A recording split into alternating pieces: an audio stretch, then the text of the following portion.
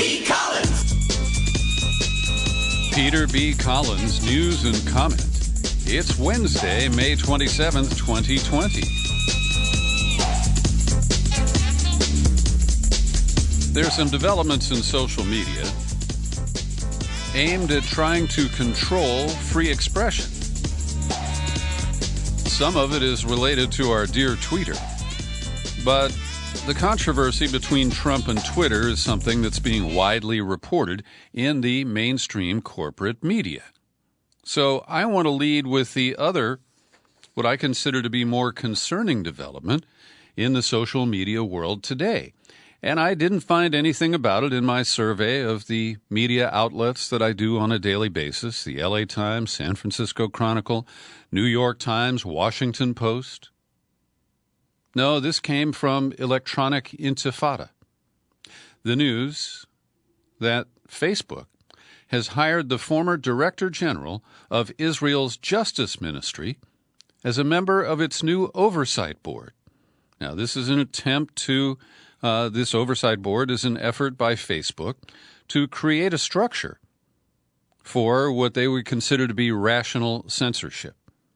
And we've seen how people who offer alternative views about the coronavirus, the lockdowns, and other controversies related to COVID-19 have had videos removed from YouTube. Facebook either blocks their posts or they tag them with what they consider to be offsetting factual information. And they also, without any public transparency, keep people from seeing it by setting the algorithms to essentially ignore it. Well, Emmy Palmer served at the Justice Ministry. She was the former Director General until about a year ago. And if you've seen the Al Jazeera documentary called The Lobby about how Israel's Justice Ministry had its own budget to fight boycott, divestment, and sanctions movements in the United States and to otherwise infiltrate and neutralize those who are seen as enemies of the State of Israel because they don't support the extreme right policies of the Netanyahu government. And they consider it in some cases an apartheid government. And Facebook has collaborated with Emmy Palmer. It's spelled E-M-I-P-A-L-M-O-R. And the Al Jazeera documentary shows how, from Israel, in violation of our Foreign Agents Registration Act, that she operated through proxies here in the United States, various youth groups, the Anti-Defamation League, and others, to direct a sweeping effort by Israel to control expression of opinions that Israel doesn't like. And so her appointment to this censorship board at Facebook is deeply troubling. And in the past, Palmer was successful in getting Facebook to muzzle people who are described as human rights defenders, particularly Palestinian, Arab, and Muslim voices on Facebook. So we will watch and wait. But Facebook is descending into a kind of specific form of censorship that is quite un-American and, to me, reprehensible and completely unacceptable.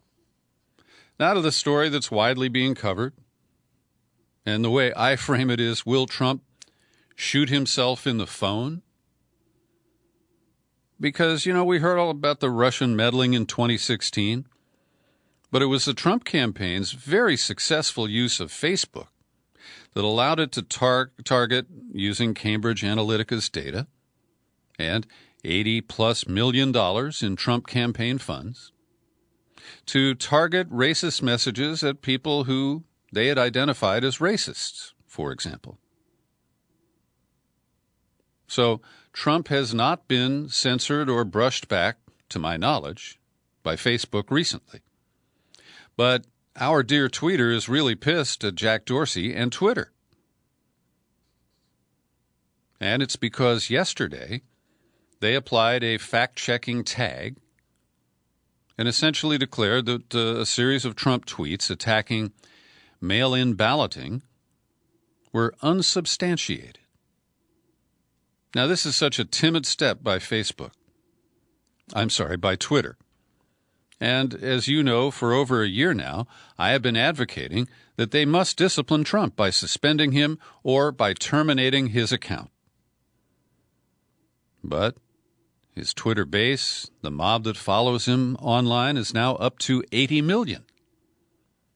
And that's important for the revenue side at Twitter.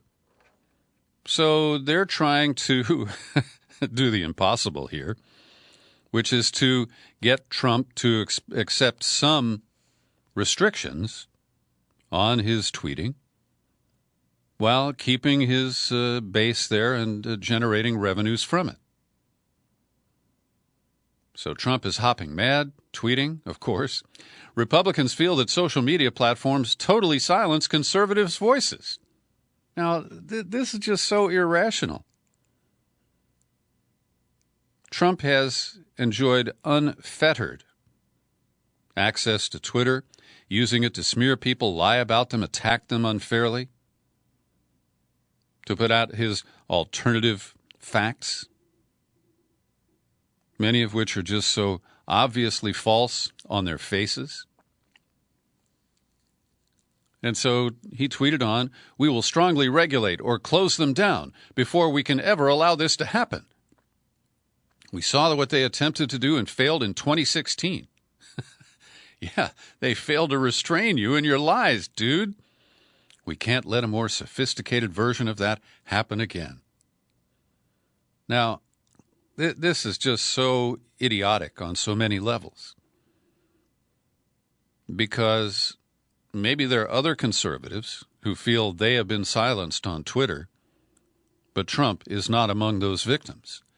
And I'm aware of many people who are hard to categorize politically and many people who are easily categorized as leftists who have been disciplined, suspended, or banned for life for trivial comments that were not explained but described as violating the community standards at Twitter. Well, if Trump reflects the limits of community standards at Twitter, the people who I'm aware of who have been disciplined are far from that extreme. Another tweet from the Donald: "Twitter has now shown that everything we have been saying about them and their compatriots is correct. Big action to follow." So what kind of regulation can he put on Twitter? Is it non-regulation? That they must simply accept anything that anybody at any time wants to post? Because I can't imagine any rules that would benefit Trump in the long term. Same on Facebook, where he is once again dumping millions and millions of dollars into that platform to promote, with half-truths, shady videos, every tool that's available, a deeply shaded perception of reality, and, of course, frequent attacks on Democrats and perceived enemies using the same ugly toolbox. So the tag by Twitter was that these tweets falsely claim mail-in ballots are fraudulent. Get the facts about mail-in ballots. And they linked to articles at CNN, The Washington Post, and The Hill. And a spokesperson, Katie Rosborough, said the presidential tweets contain potentially misleading information about voting processes and have been labeled to provide additional context around mail-in ballots. Well, isn't that sweet? But the uglier thing that Trump is using Twitter for these days are his scurrilous attacks on Joe Scarborough, co-host with his wife Mika Brzezinski of the Morning Joe show on MSNBC. Now, I have never been a fan of Scarborough. You know, he's a former moderate Republican congressman from Florida. And he and Mika just debased themselves in their sycophantic coverage of Trump in 2016. And recordings were released. He'd call into the show because he didn't want to have his hair done to appear on TV early in the day. And, you know, during the commercial breaks, Trump was asking, what are you going to ask me next? And when they told him, he said, oh, let's not go there. And they said, okay. And so they just puffballed him in the extreme. And his attacks, and Trump has admitted on Twitter that he skillfully used Joe and Mika in 2016, and now that's over. And so he's been gunning for Scarborough, and he makes this claim that Scarborough was responsible for the death of a woman on his congressional staff almost 20 years ago. And the widower of the woman has said, look, she died of a heart issue. Joe wasn't there, didn't have anything to do with it. And Trump intimates that there was an affair going on between Scarborough and the woman. And Twitter doesn't do a damn thing about that. Now, there's absolutely no evidence to support what Trump is asserting. But the standards over there at Twitter are indecipherable. And yeah, you know, I look at Twitter. Usually in the morning, there are these alerts that have piled up on my phone after night. But I don't spend any time there because I don't find it useful. It's just a bunch of people squabbling with each other, strutting like they're all know-it-alls. And there are many pissing contests. So now Trump and his allies have focused on an individual employee over at Twitter. And because on his personal account, he has posted things that people discovered that were pretty critical of Trump. The guy's name is Yoel Roth. And somebody dug up one of his old tweets where he said, I'm just saying we fly over the states that voted for a racist tangerine for a reason. And yes, that person in the pink hat is clearly a bigger threat to your brand of feminism than the actual Nazis in the White House. Well, Yoel Roth is the head of site integrity. And so they're assuming that he was responsible. Twitter says they've got the wrong guy, that this decision was made by a committee, and they don't really explicitly say whether Yoel Roth sat in on those meetings or not. But they issued this statement, no one person at Twitter is responsible for our policies or enforcement actions, and it's unfortunate to see individual employees targeted for company decisions. Now, maybe he is responsible. I think the buck stops with Jack Dorsey. And if Trump wants to send his minions of mob hysteria on Twitter after somebody, I think the CEO and founder is the guy who deserves the heat. And the New York Times takes a little delight in recapping right-wing media as it recoils from Trump's smear of Scarborough. The New York Post, described as Trump's first read in the morning, that is a Murdoch paper, lamented in an editorial Tuesday that the president decided to suggest that a TV morning show host committed murder. That is a depressing sentence to type. Trust us, they say to Trump, you did not look like the bigger man. Then the Washington Examiner. Vile, they declared it. His attacks are incompatible with leadership. The Wall Street Journal, slightly more elegant. They called Trump's unfounded accusation against Scarborough ugly even for him. We don't write this with any expectation that Trump will stop. Perhaps he even thinks this helps him politically, though we can't imagine how. But Trump is debasing his office, and he's hurting the country in doing so. By the way, the woman who died, Lori Klausutis, was a staff member back in the congressional office. She died in 2001 when a heart condition caused her to fall and hit her head on a desk. So that's all I know about the case. But the way Trump is playing it is just so calculated and strange.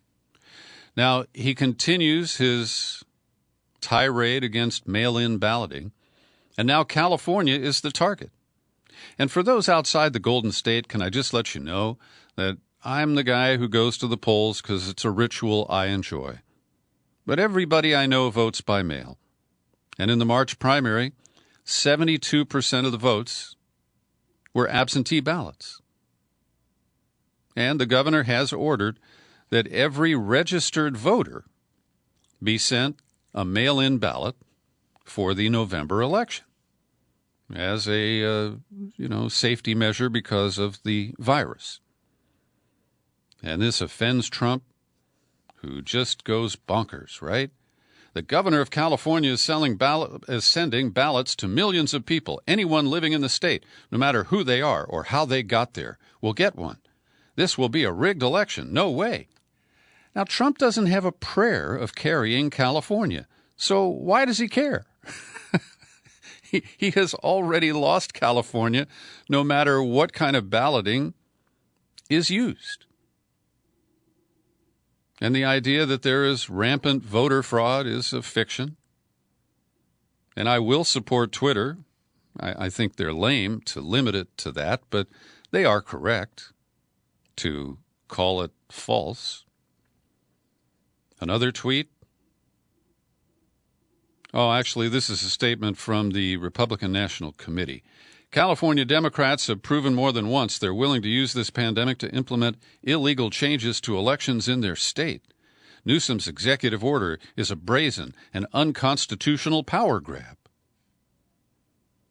But number one, they can mail ballots to all kinds of people. It's when they are returned that they get checked against the registration rolls, and that signatures are checked, which I think is a little it's not as secure as it could be.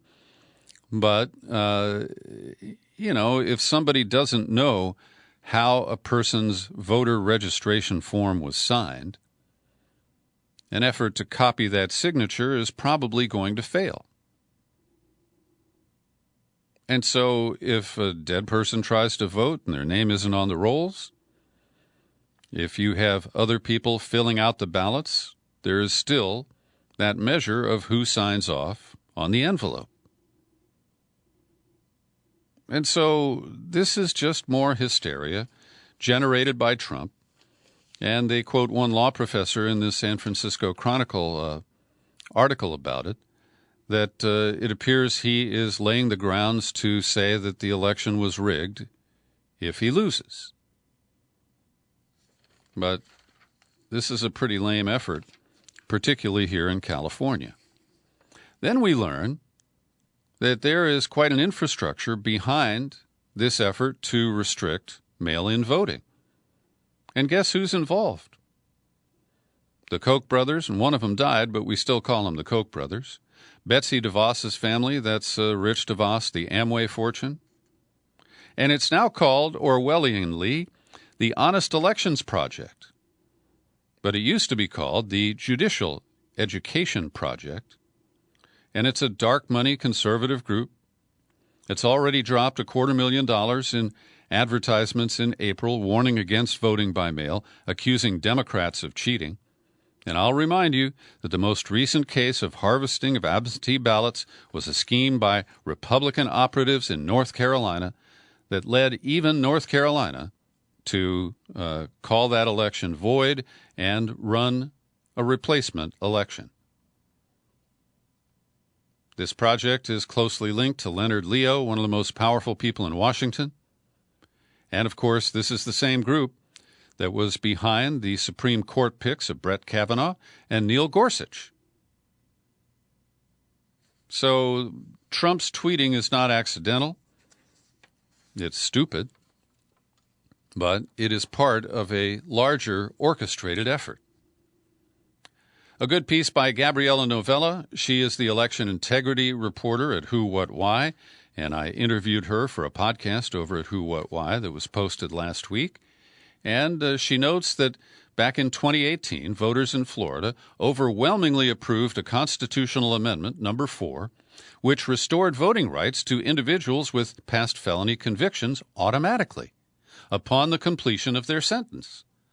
But Republicans saw 1 million potential Democratic votes, and they look for ways to block it. Yes, suppression is their systematic approach to elections wherever possible. So, on Sunday, federal judge Robert Hinkle ruled that a provision in a new law, which was intended to block most of these people from voting, where the law required that they have to pay any and all outstanding legal fees, fines, or restitution before their rights can be restored.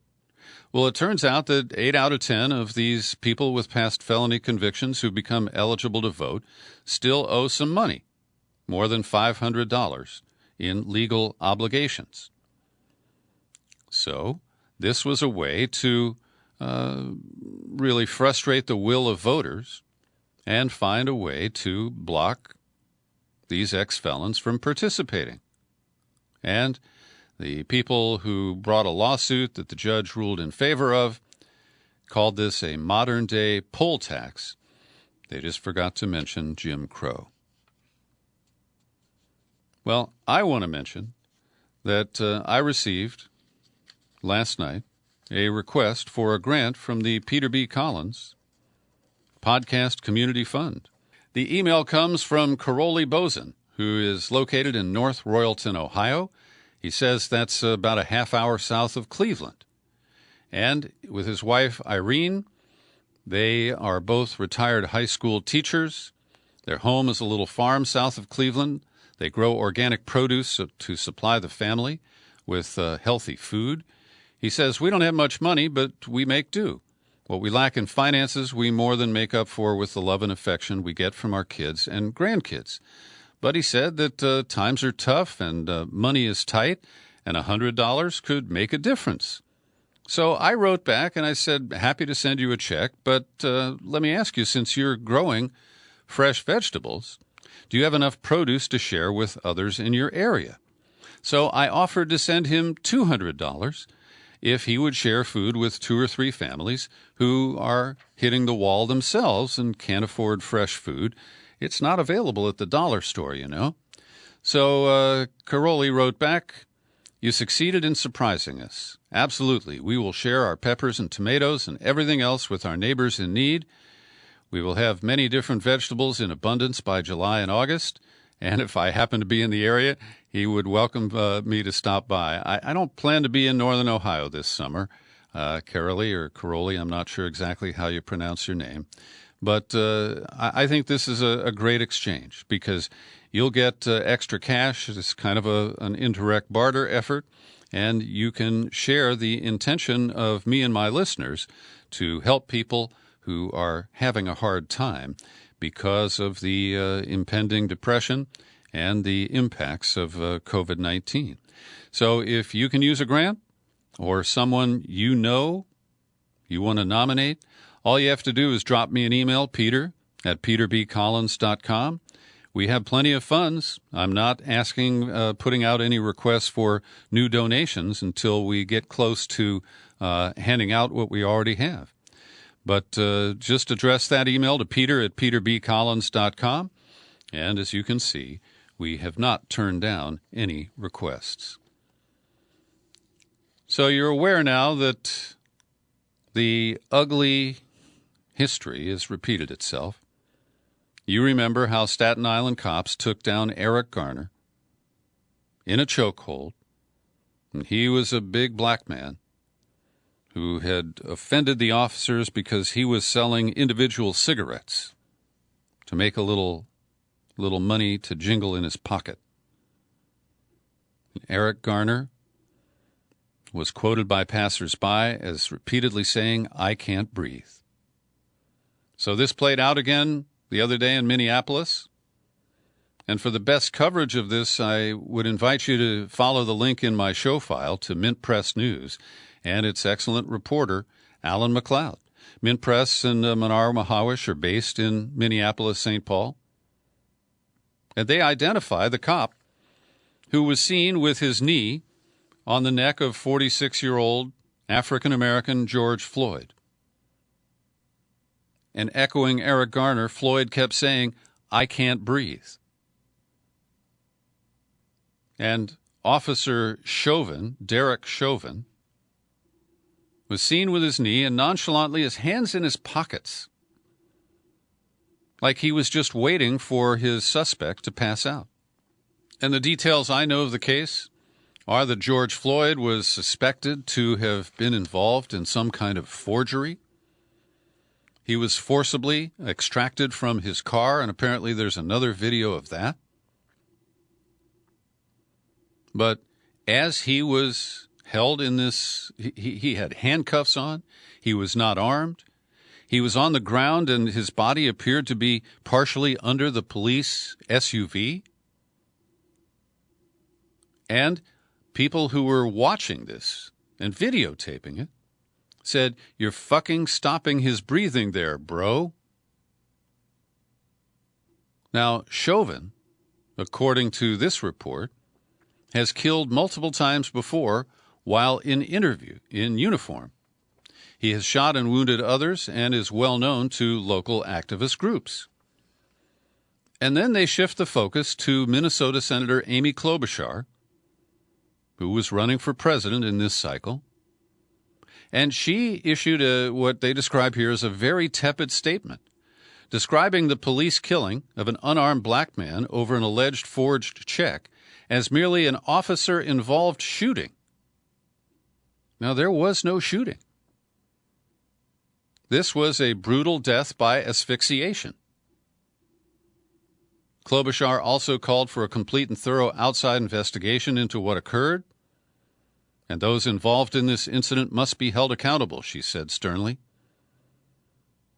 But McLeod writes this is unlikely to occur in no small part because of Klobuchar herself and the precedent she set while serving as the state's chief prosecutor between 1999 and 2007.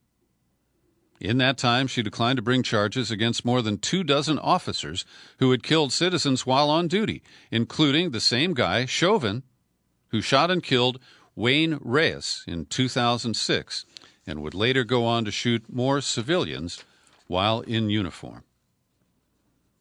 And during that same time, Klobuchar was ramping up the number of arrests as part of her tough-on-crime agenda, something which inordinately affected people of color. In her first year in office alone, the prison sentences for first-degree drug crimes doubled. Activists allege her embracing of the broken window style, that's Mike Bloomberg policing, was a deliberate strategy. And in one case, a man named El Sayed Salim was convicted of failing to declare a secondary income that enabled him this, by not declaring that, he qualified for welfare and food stamps. And a judge sentenced him to exactly 364 days in jail, deliberately attempting to protect him from deportation. An outraged Klobuchar appealed the decision, lobbying for an upgrade, condemning the state's judges for letting offenders off the hook too easily, and Salim was subsequently deported. And family members of George Floyd, including his sister Bridget, were interviewed today. And about the event on Monday, she says they should be in jail for murder. We will be watching. Meanwhile, on the coronavirus front, France has announced that it is revoking the authorization for allowing hydroxychloroquine as a treatment for COVID-19 patients, a day after halting the use of the malaria drug in clinical trials. Don't tell Trump. And now to our daily COVID-19 report prepared by Linda Lewis. Worldwide, 352,000 deaths now are attributed to the coronavirus. In the United States, the official count is just under 100,000, but media estimates show that it exceeded 100,000 sometime yesterday. And because many areas issued moratoria on evictions during the shutdown in so many jurisdictions, the New York Times is warning of a wave of evictions as government relief payments and legal protections run out for millions of out-of-work Americans who have little financial cushion and few choices when they look for new housing. Evictions will soon be allowed in about half of the states, and some have already begun in Texas and in Oklahoma. In a survey released this month by the Census Bureau, nearly a quarter of respondents said they missed their last rent or mortgage payment and have little to no confidence they'll be able to pay on time next month. And of course, with the deferred payments still due at some point, these people are, they are going to be squeezed in many cases into homelessness. A quote from the Times, "This means more and more families may soon experience the dreaded eviction notice on the front door, the stomach-turning knock from the sheriff's deputies, the possessions piled up on the sidewalk. They will face displacement at a time when people are still being urged to stay at home. And it'll put them at greater risk for infection."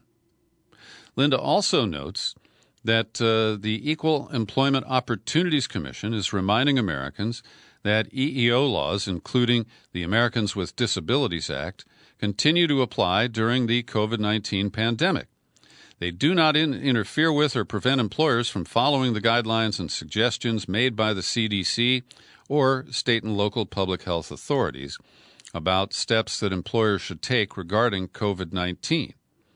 Anyone who is working or applying for work should read these documents, and we'll link to them in the show file for today's podcast. COVID-19 has vastly expanded the number of workers covered by disabilities laws to include individuals with existing conditions that would make you vulnerable to the coronavirus. And EEOC guidance covers a variety of topics with important implications for employee rights and safety. For example, what inquiries employers can make about your existing medical condition and when they can require medical testing and more. So I think that is an important area. And I have a friend who was working at a car wash. The car wash was shut down. They're now reopening it, and they've asked her to come back to work. But her job is to be the greeter who interacts with every person who pulls up and rolls down their window and says, "Yeah, I want the wax too." And because of her health conditions, she is not quitting, but she is trying to delay reporting back to work. When Trump came into office, they were intent on cutting regulations. And during the Obama years, it took 6 years, a new rule was added to a list of regulations scheduled for implementation in 2017 under the Protection of Workers over at OSHA. But the incoming Trump administration abandoned it after boasting the never-ending growth of red tape in America has come to a sudden screeching and beautiful halt. You remember Trump said that for every new regulation he would eviscerate two. Well, he's eviscerated hundreds of, if not thousands of regulations, but I don't know of any new ones that went into effect. At a Rose Garden news conference yesterday, Trump again undermined efforts of public health officials to persuade Americans to wear masks in public spaces. He asked reporter Jeff Mason to remove his mask. "Can you take it off? Because I can't hear you." And Mason said, "I'll just speak louder, sir." And Trump said derisively, "Oh, yeah, because you want to be politically correct. Go ahead." Two excellent pieces, both published in the Guardian from Britain today, under the byline of David Sirota. One is a news article which offers facts about how Governor Cuomo of New York took bundles of campaign cash from the hospital and nursing home industries for his re-election to a third term in 2018. And then in the budget bill that was tightly controlled by Cuomo and his top aides because the legislature wasn't able to meet when it passed, they slipped in the nation's most explicit immunity protections for healthcare industry officials. And while recently I've heard Cuomo tell Rachel Maddow about these dastardly nursing home operators, his comments don't matter to them because they cannot be sued. And we also saw more than 5,000 New Yorkers statewide die in nursing homes. And Cuomo's critics say he has taken a hands-off approach to regulating the healthcare industry interests that helped to bankroll his election campaign. In March, Cuomo's administration issued an order that allowed nursing homes to readmit sick patients without testing them for COVID-19. And amid allegations of undercounted casualties, the governors also pushed back against pressure to have state regulators more stringently record and report deaths in nursing homes. So it's a good piece, and he cites Professor Nina Cohn, a law professor at Syracuse University, who says that New York is an outlier, has the most explicit and sweeping immunity language. And she said, granting immunity sends a terrible message for the future. The industry gets caught with its pants down during the crisis, and now we're telling them they don't even have to wear pants. The other piece by Sirota is described as an op-ed, an opinion piece, and it builds on what I linked to you yesterday, Jimmy Dore's powerful interview with Matt Taibbi and Katie Halper at Rolling Stone, and also the comments that you heard on my most recent podcast with the young activists Andrew Perez and Adam Eichen. And it is a sharp critique of the so-called Democratic progressives, because the leadership of the party is busy undermining the policy goals and agenda of the progressive wing of the party, and kind of saying, take that, Bernie Sanders and all of your bros. And Sirota adds details to what I discussed with Eichen and Perez, that the Democrats, while they did get some good language and benefits into the original CARES Act, that the elements that they wrote for the HEROES Act that has passed the House and appears to be just kryptonite over in the Senate, well, as Eichen and Perez pointed out, the lending program, the PPP for small nonprofits, was redefined to allow the trade and lobby groups of America's biggest corporations to go up to the trough and grab some money. Then, after Trump himself suggested he wanted the government to pay health care providers directly for treating uninsured COVID-19 patients, the Democrats shifted that money into COBRA. And that's the very expensive program. When your employer lays you off, you can still get that health insurance you were carrying, but you've got to pay for all of it, and it's really expensive. And that is a sop to the for-profit health insurance industry. There's more in Sirota's piece, and I encourage you to read it. Also, those ultra-progressive Democrats under the leadership of Nancy Pelosi are voting this afternoon, and it's unclear if there are enough votes to pass the 3 bills that will extend the FISA courts and the FISA law. Now, what's fascinating here is that because Trump is pissed at the FISA court for allowing the continued warrants against Carter Page, and that has been exposed as wrongdoing by the FBI, he is urging Republicans to vote against the bill. Now, it's already passed the Senate, and so this is the last stop. Now, aside from Trump's personal interest in the FISA court, what's interesting here is that if Republicans do line up and vote against the bill, then it will be Pelosi and her Democrats who extend the life of a bill that allows the president, with his new staunch supporter running the Director of National Intelligence Office, to use and abuse the intelligence apparatus against his political enemies. This is just plain fucking stupid. I haven't seen it yet, but there's a 4-part series on Netflix streaming now which is called Jeffrey Epstein, Filthy Rich. And I've read some reviews here. It appears it focuses on his victims and on his one-time girlfriend who became his pimp, Ghislaine Maxwell, who has escaped any investigation or any accountability for her role in the systematic exploitation of underage girls. So I'm curious. I will try to watch it in the next few days, or at least one episode, and see if it gets beyond the tabloid level of sensationalizing his sex crimes. Will it expose his believed extortion of Leslie Wexner, the guy who owned Victoria's Secret and The Limited, and who gave Epstein carte blanche over his fortune? This is priceless. And what you're about to hear is an excerpt from a series of local television news programs that were sent video footage and a script by the PR department at Amazon. And I want to note that you've heard clips like this in the past that are part of the Sinclair television station network, and they have central control over their local news programs. They give their local news anchors scripts that they are required to read verbatim.